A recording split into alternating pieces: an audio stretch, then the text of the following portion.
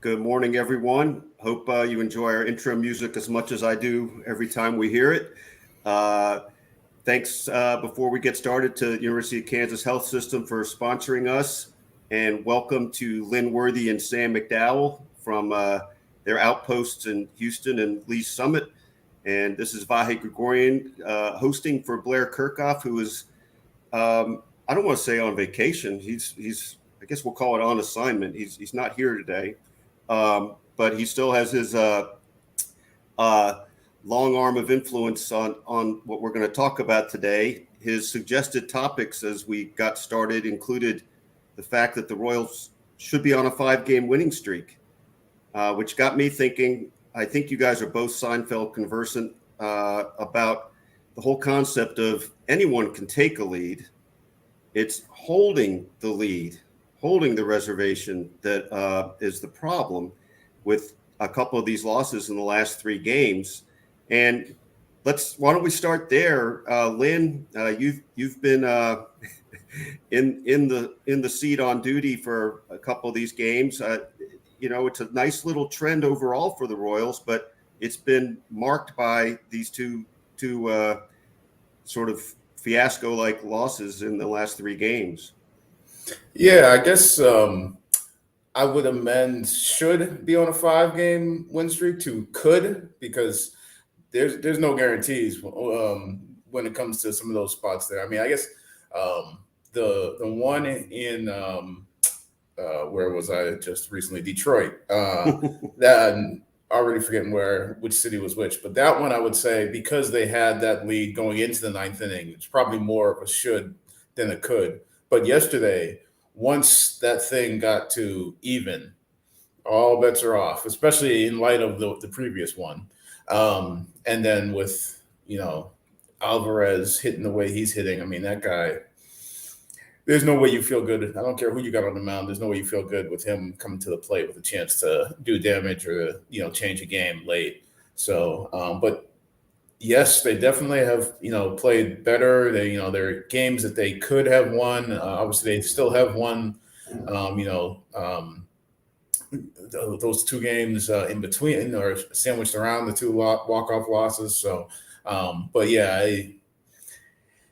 it just makes it tough, I think, because you play well, you're in position to win, and then lose it late. So in some ways, it's tougher than if you just came out and, laid an egg from the start. Sam, this reminds me a little bit of, we were in conversation, I think, after that 6-0 loss, 6-0 lead was blown, a couple weeks ago, really. And one of the thoughts I remember us both having, or I think you sort of led the thought, was it was a bad day. It was a bad loss. But part of the takeaway of that day is it needs to be the bigger picture. That was, I believe, a fine Brady Singer start. And that's sort of what we have bubbling up right now, don't we? Underneath a couple of these real ups and downs, we do have some important developmental things seeming to start to take. But focus for now on the starting pitching. Is that a reasonable premise to put out there? Yeah, I mean, when the team's 20 games under 500, I am more looking for signs of the future. And I mean, Jonathan Heasley had a really good bounce back start, which Lynn mentioned in his game story today. But I was really interested to see how he did bounce back. He had a really rough outing against Texas at Kauffman Stadium his previous time out, and he came out. I think it was Lynn. He got the first 11 outs of that game yesterday, maybe, or. That sounds right. He didn't really run into any sort of traffic until I think it was the 4th inning. But the issue with the Royals game yesterday was how many different ways they found to lose that game. I mean, it's not just that they had a 5-0 lead. Heasley's pickoff play, which there was no reason to even attempt to pick off in that. I mean, the guy had a 3-step lead. That cost them a run. They again have a base running miscue. Everybody in the bullpen basically faltered, it seemed like. And, I guess maybe this is indicative of where the Royals are right now, but Vinny Pasquantino, when the Royals are already up 5-0, hits a ball to the warning track with 2 guys on base and 2 outs, right to the wall in right center. That if the ball's gone, it's 8-0, and suddenly you feel pretty decent, even for the Royals. But at that time, at 5-0, I thought, man, I wonder if that's going to come back to get them. And they still had a 5-run lead. Well, I tell you what, that speaks to something I was thinking of. I was in between a few things yesterday and turned the radio on, and it was 5-0 Royals, and I remember thinking, I don't know. That's my first thought. Like I don't know what this is going to mean. Meanwhile, the flip side of that is if they're down 3 runs, it's over. And this is, the crux of the problem for this team, finding ways to lose quite often and not able to manufacture enough ways to win. Within that, we got talking about the pitching a little bit, and I do wonder if each of you guys would elaborate on how you see what you see evolving overall in the starting pitching right now. Then we can come back and talk a little bit about what we see in the young hitters as we hope that takes root. Well, Jonathan Heasley, I think, is, almost under the radar in a way, becoming one of their more consistent guys. I mean, I think his quality starts now are, I think he's got just as many as a handful of other guys combined, and that's like Bubic, Singer, Hernandez. I mean, he's one of those guys that at least is going to give you, a decent outing most times out. And while that doesn't sound like, obviously I'm not, claiming he's a Cy Young type guy or anything like that. I mean, but like for this pitching staff right now, that just consistency from these guys who still haven't pitched full seasons in the major leagues, who, Heasley had his first couple of starts at the end of last season, and that's the entirety of his big league experience before this year, who wasn't in the rotation to start this year. I mean, those things are significant when you start talking about looking forward. Is guys who can be consistent, guys who can come out and you have an idea of what you're going to get from them on a regular basis when they take the ball. So I think that in itself is a big thing. I mean, the last couple of starts, guys didn't get to 5 innings. Singer, I still feel like has been more consistent since he returned to the rotation. I think he's shown that he's a guy that you have a fairly good idea of what you're going to get from him when you hand him the ball. Again, since he's come back again, and that's even with that inning that day, the outing the other day where he only got 4 2/3. I think you're starting to see at least some signs of consistency from some of these starters, and I think that's a big deal as far as just going forward, because they haven't had a lot of track record and they haven't had a lot of experience. So consistency has to be one of the first steps for them. Sam, are you having any of the same feelings? And one way or another, how do you think this tracks as kind of, for lack of a better term, the drama of the rest of the season in evaluating this part of the game? Yeah, I do agree with Lynn. First of all, it's not just when they get down 3 runs. The Royals have not won a game when they've been trailing by even 1 run after the first inning. I think they're the only team in baseball that has yet to erase a first inning deficit. But yeah, I mean, to me, it's all about how you develop the rest of the starting pitching. I mean, that's why we talk about their pitching development as a whole so much this year. I mean, they drafted those 5 guys in the same draft, and I feel like if you can make 2 right now, they're trying to make 3 or 4 of them part of their rotation now. I mean, if you can get 2 rotation guys out of a draft, that's a really good draft.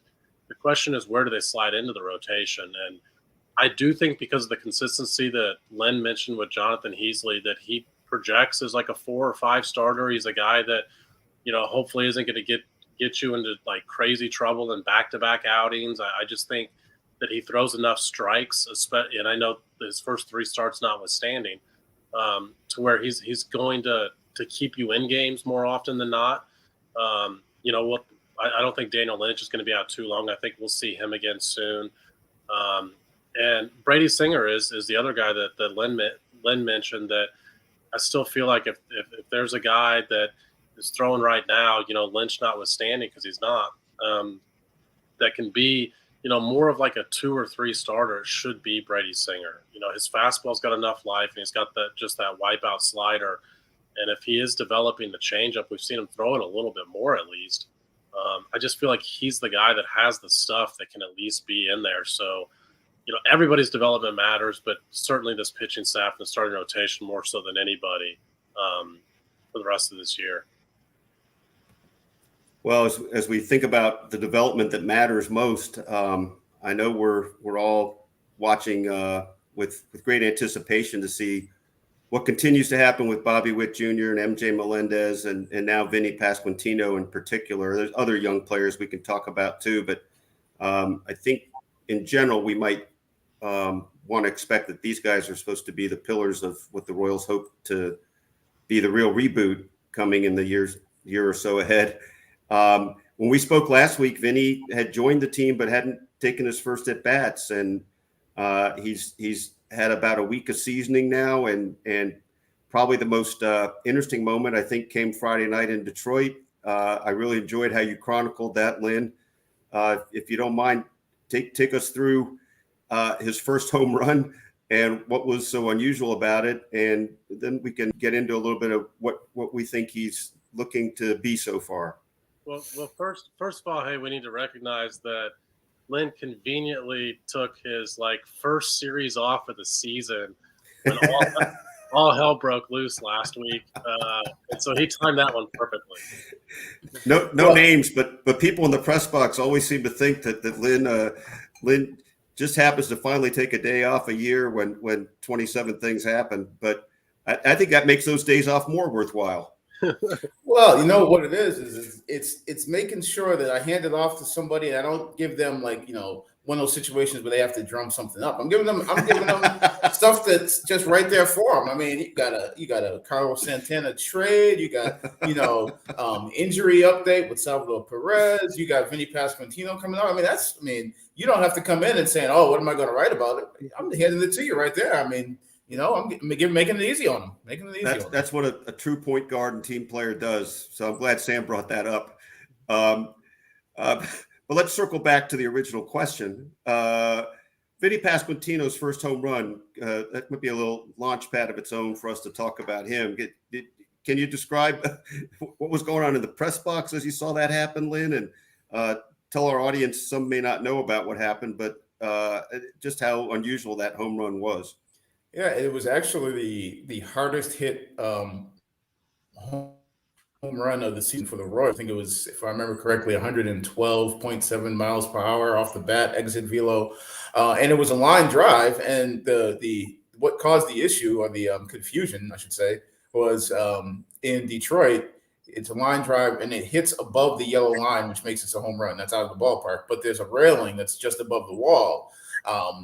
I guess the railing was doing its job, because the ball coming that fast, hit that railing as opposed to going into the front row, because I wouldn't have wanted to be that person sitting in that first row of the bleachers who's not paying attention when that thing was coming at me.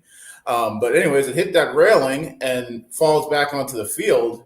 And because it was going so fast and everything happened so fast, it comes back onto the field. Right fielder throws it in. And so there's that moment of confusion. Is like, wait a minute, did that go out? Did that not go out? Vinny doesn't see it off the bat, because as he told me afterward, he said, well, really, I had my head down and I was running. He's like, I didn't want to, he said, he prefaced it like, I don't want to sound like, Mr. Hardcore Baseball, that I was, was running hard. He's like, but I literally had my head down and was running.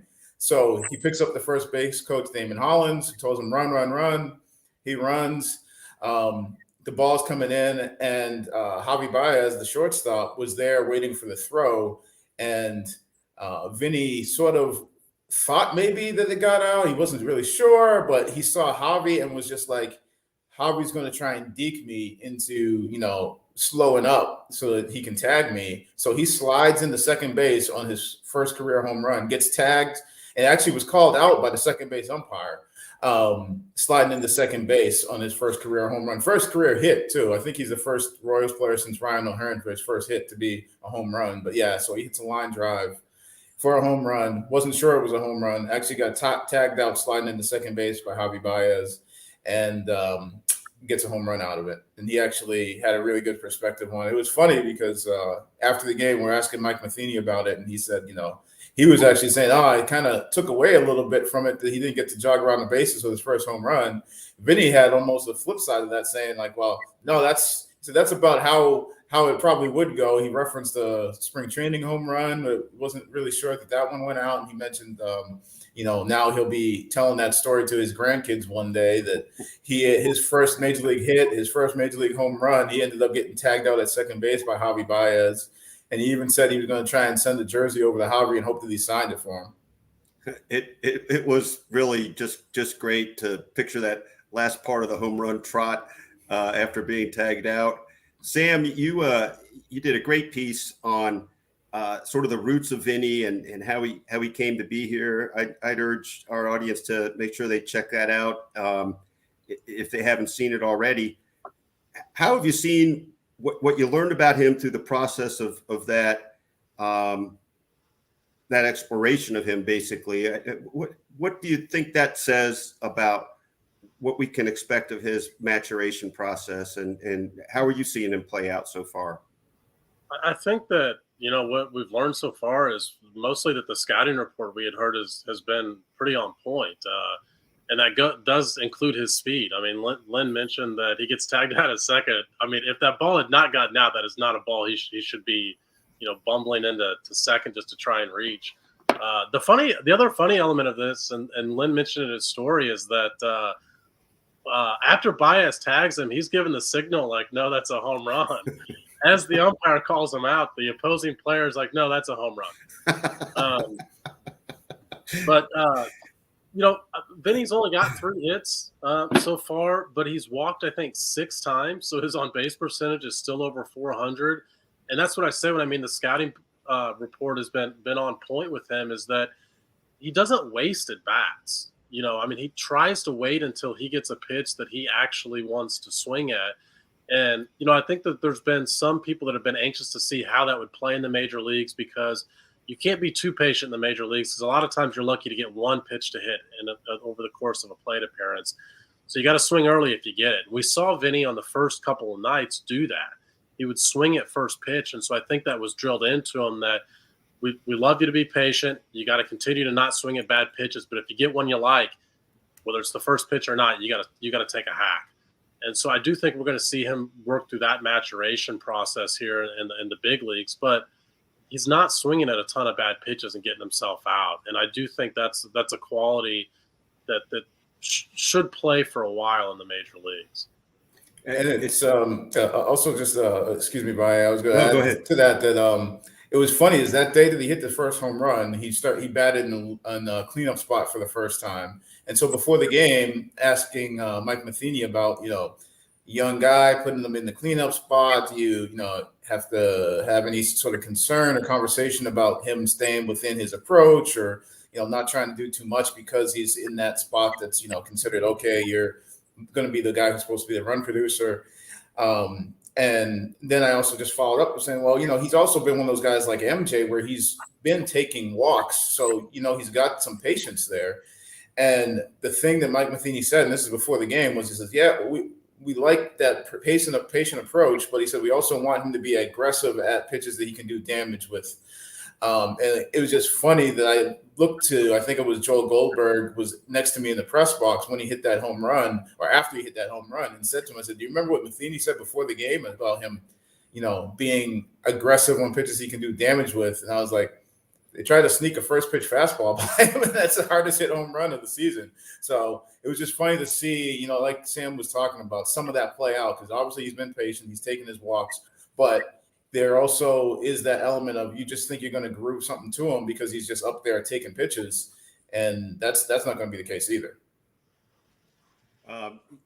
Lost within that, in my mind, was that I think he had an at bat where he walked in one of those first 2 games. I think he just took 6 straight pitches on that at bat. It's kind of just interesting within the subset of all this. Let's take a little break now and hear from the University of Kansas Health System. March 4th, 2015, I got out of the shower and felt a lump in my left breast. We were able to quickly uncover that she had 2 subtypes of breast cancer, each of them requiring separate and unique treatment plans. This is why you come to the University of Kansas Cancer Center. It is critical to be treated by a team of experts in that specific cancer type.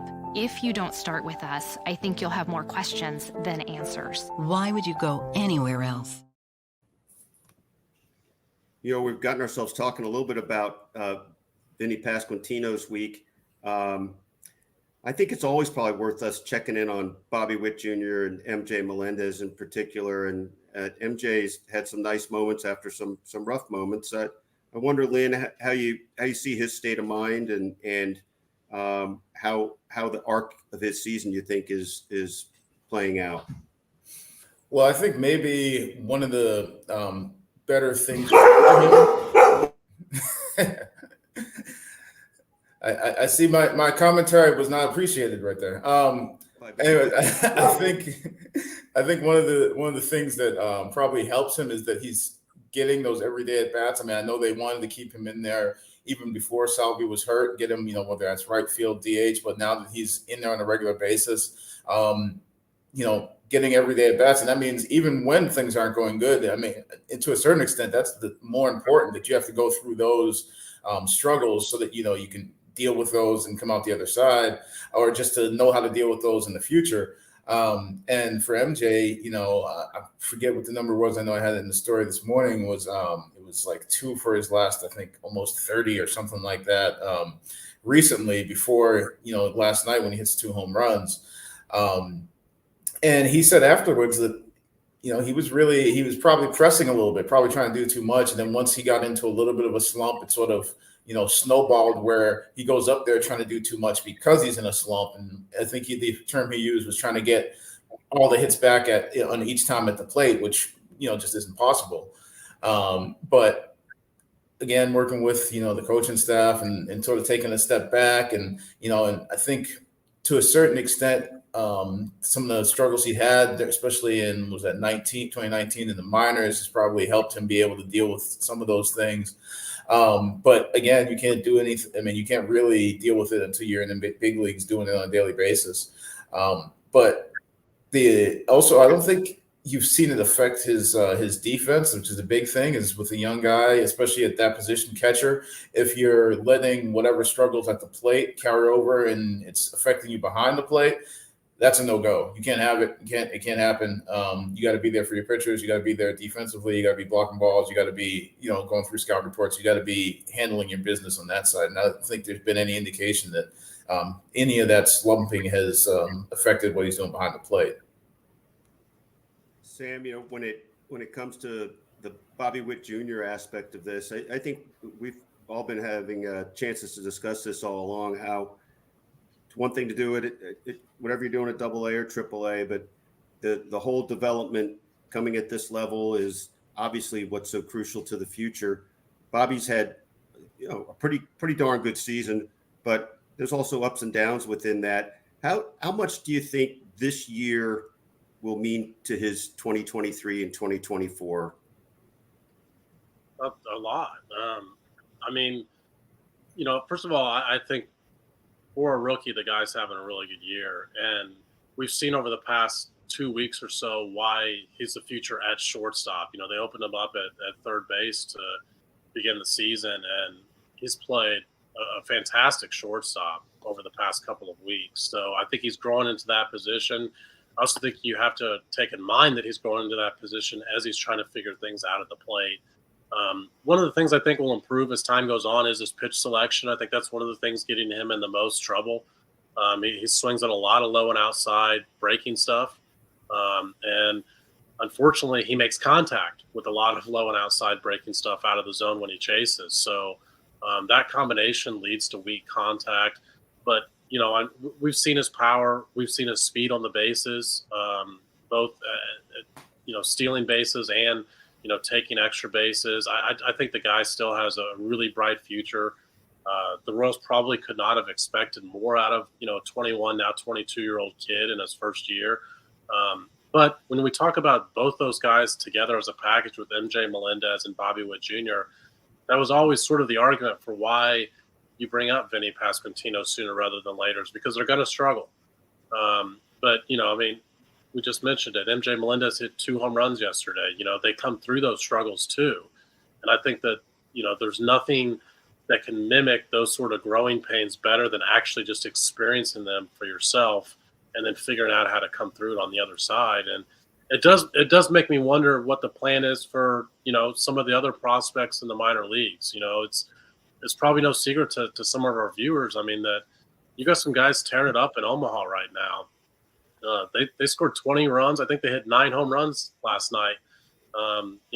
Minor leagues usually don't play on Monday. I guess since it was July 4th, they decided to, and Omaha probably wants to play every Monday now. But Prado hit one. Michael Massey has been incredible since he got promoted from AA to AAA, sitting over 300. Nate Eaton is the same way. Got promoted from AA to AAA. Hit one, I think it at least won maybe two of the 9 last night. Him and Massey have over 1,000 OPS. And so just the reason I bring that up is because we talk about guys struggling and coming through it. And I wonder if there's a different plan than maybe the Royals entered the season with some of their minor leaguers to see them potentially go through the same struggles. And, maybe those guys are more ready for 2023 and 2024. I think that's a great point, Sam. And I think just using the word growing pains, I think you can perceive this season a little differently or frame it a little differently if you feel like at some level 10, 12, 14 guys are here getting developed and having the growing pains, or even 6, 7, 8, 9 like it is now. But I think it's a worthwhile question for the Royals over the next couple months, how much to go ahead and put them in the water basically and make those moves. Part of that is going to be what they do to move some veterans. And, nobody's hotter, or at least made himself more appealing in that category than Andrew Benintendi. I wonder, Lynn, how you see Andrew's value going up and how much of an irresistible force he might be becoming on the trade market for the Royals to deploy. I think this is just my sort of educated guess, is it's probably going to be one of those ones that's closer to the deadline, just because I feel like they're going to want to, get the most that they can for him. And as teams get closer to that point that they have to do something, where it's like you got that when you have that deadline and they'll try and piece things together until they can't any longer.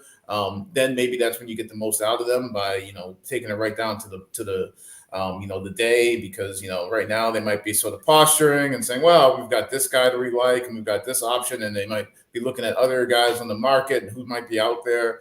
But when it comes down to, that day and it's, other guys have been moved, or, it's either you try and make the deal now or you don't make the deal, then maybe that's when something finally happens. But I feel like it's got to happen. I mean, ever since, spring training, when, a couple of us had asked him about, potentially discussions on the long-term extension. And as far as he knew, he said, yeah, that hasn't happened. So when they hadn't talked extension, he was going into free agency.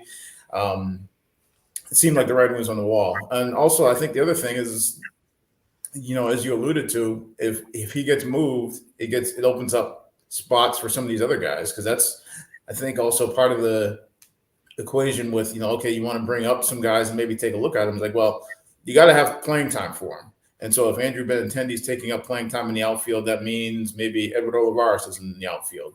That means maybe, when Salvi comes back, that's one fewer spots that you could put MJ out in the outfield.